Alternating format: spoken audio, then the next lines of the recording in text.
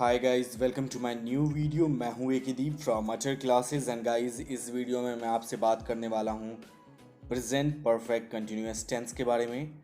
Last video में मैंने आपसे प्रेजेंट परफेक्ट टेंस के बारे में बात किया था। अगर आपने वीडियो नहीं देखा है तो वीडियो जो है का लिंक जो है डिस्क्रिप्शन में दिया हुआ है। So guys, present perfect continuous tense, आपको याद होगा मैंने आपको प्रेजेंट कंटिन्यूअस टेंस पढ़ाया था। बस उससे ही कुछ मिलता जुलता इसका हिंदी का सेंटेंसेस होता है, लेकिन इसमें एक थोड़ा सा डिफरेंस होता है। इसमें आप समय का, पॉइंट ऑफ टाइम और ड्यूरेशन का यूज़ करते हो से के साथ। किसके साथ? हिंदी में से के साथ। अब ये से के साथ का क्या चक्कर है इसको भी समझाऊंगा, लेकिन सेंटेंस आपका क्या होगा हिंदी में? रहा है, रही है, रहे हैं, रहा हूँ विथ समय के साथ, और आपको से का यूज़ करना है। या बोल सकते हो से लगकर समय का वहाँ पे जिक्र होता है, मेंशन होता है। जैसे वह सुबह से काम कर रहा है, वह कल से पढ़ रहा है, वह 2 दिन से प्रैक्टिस कर रहा है, वो 3 साल से कॉलेज जा रहा है। तो क्या लग रहा है? से लगा ना वहाँ पे। जैसे सुबह से पढ़ रहा है तो सुबह से, या 2 दिन से। तो इसीलिए यहाँ पे बोला समय के साथ से का यूज़ होता है। ठीक है, तो से के बारे में मैंने आपको पहले ही बताया था, मैं टेंस में आपको बताऊंगा। से का यूज़ हम लोग करते हैं सिंस और फोर की तरह। ठीक है, तो सिंस और फोर के रूप में यूज़ होता है से का यूज़। ठीक है, तो सिंस यूज़ करते हैं हम लोग पॉइंट ऑफ टाइम, आप स्क्रीन पे देखो, और फोर करते हैं ड्यूरेशन।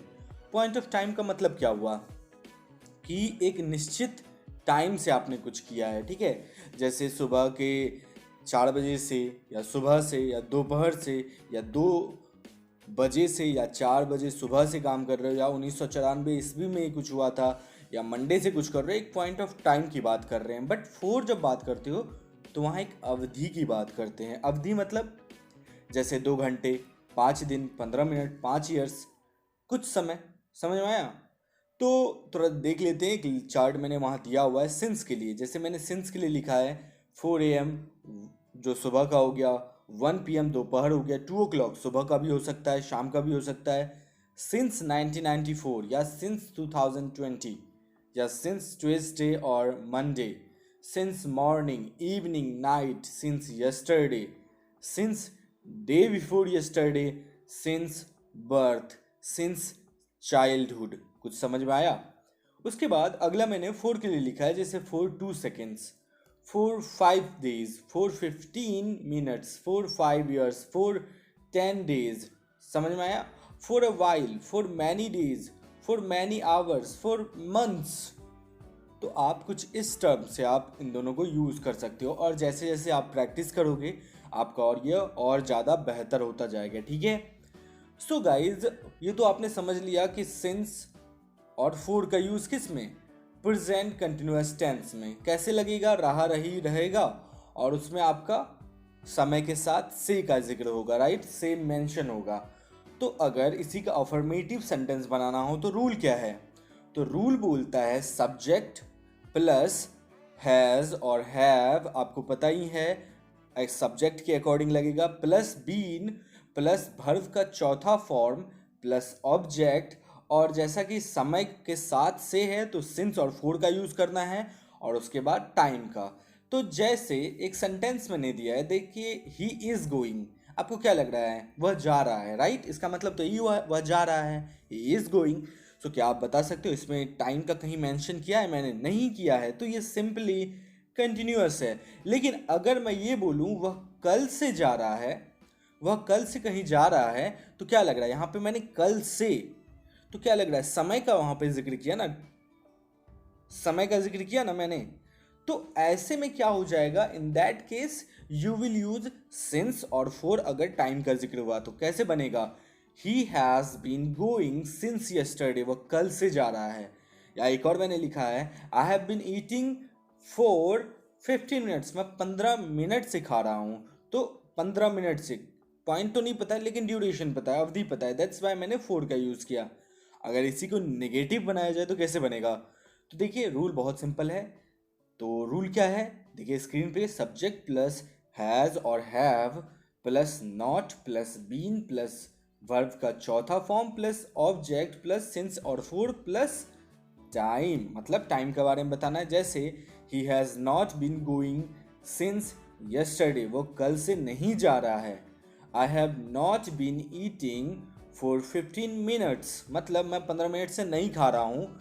एक बार फिर मैं आपको बता दे रहा हूँ, मैंने लास्ट परफेक्ट में भी आपको बताया था कि हैज़ का यूज़ हम लोग करते हैं थर्ड पर्सन के सिंगुलर के साथ, ठीक है, जिसमें ही, शी, इट, नाउन, नेम, समझ में आ गया। और रेस्ट जितने हैं सबके साथ आप हैव का यूज़ करोगे। सो ये तो आपका अफर्मेटिव एंड नेगेटिव हो गया। अफर्मेटिव फिर से बता दे रहा हूँ, वैसा सेंटेंस जिसमें आप नॉट का यूज़ नहीं करते हो, वैसा आपका सेंटेंस जो है अफर्मेटिव हो जाता है। और नेगेटिव जिसमें नॉट का यूज़ करते हो, ठीक है। आई होप यहाँ तक तो समझ गए होंगे, इजी था। अब हम लोग जानते हैं इंटरोगेटिव के बारे में। मैंने लास्ट वीडियोस में आपको कंटिन्यूअस में, परफेक्ट में, इंडेफिनिट में बताया था कि इंटरोगेटिव में आपको WH वर्ड का यूज़ करना है, WH फैमिली जो होते हैं उनके वर्ड्स का यूज़ करना है। और साथ ही साथ रूल है WH वर्ड का तो यूज़ करना ही है, फिर हैज़, हैव प्लस सब्जेक्ट, और अगर नेगेटिव हुआ तो सब्जेक्ट के जस्ट बाद not plus been plus verb का चौथा फॉर्म प्लस ऑब्जेक्ट या ऑब्जेक्टिव पार्ट प्लस सिंस और for plus point of time और ड्यूरेशन। सो गाइज ये तो रूल है, लेकिन अब सेंटेंस देख रहे हैं, ठीक है। तो देखिए पहला सेंटेंस मैंने लिखा है since when has been playing. तो सिंस वैन, अगर आपको याद होगा मैंने WH चैप्टर जो आपका चैप्टर 1 में है फैमिली के बारे में बताया था, तो वहाँ पे सिंस वैन का मतलब था कब से। तो since when has he been playing, वह कब से खेल रहा है। दैट्स वाई मैंने यहाँ पे सिंस वैन पहले लगाया। और उसके बाद मैंने दूसरा दिया है where has she been studying for last 3 years, वह पिछले 3 साल से कहाँ पढ़ रही है, कहाँ पढ़ रही है 3 साल से, पिछले 3 साल से। दैट्स वाई मैंने फॉर लास्ट 3 ईयर्स और पास्ट 3 ईयर्स दोनों में से कुछ भी यूज़ कर सकते हो। इसीलिए मैंने वहाँ पे आपका फोर का यूज़ किया, क्योंकि आपको एग्जैक्ट पॉइंट नहीं पता है, बस आपको पता है कि 3 साल से ये पढ़ रही है, ठीक है। सो गाइज ये था आपका प्रेजेंट परफेक्ट कंटिन्यूअस टेंस। और भी मैंने आपको स्क्रीन पे सेंटेंसेस दिए हुए हैं, आप उसे नोट डाउन कर लो, प्रैक्टिस करो, क्योंकि प्रैक्टिस करोगे तो और परफेक्ट हो जाएगा, क्योंकि ये परफेक्ट कंटिन्यूअस है। सो आई होप आपको ये वाला टेंस जो है समझ में आ गया होगा। अगर आपके माइंड में कोई भी क्वेश्चन है तो आप मुझसे पूछ सकते हो। अगर कुछ समझ में नहीं आया तो मेरा व्हाट्सएप लिंक नीचे दिया हुआ है, आप वहाँ पर भी जाकर मुझसे सवाल पूछ सकते हो, आपको आंसर मिलेगा।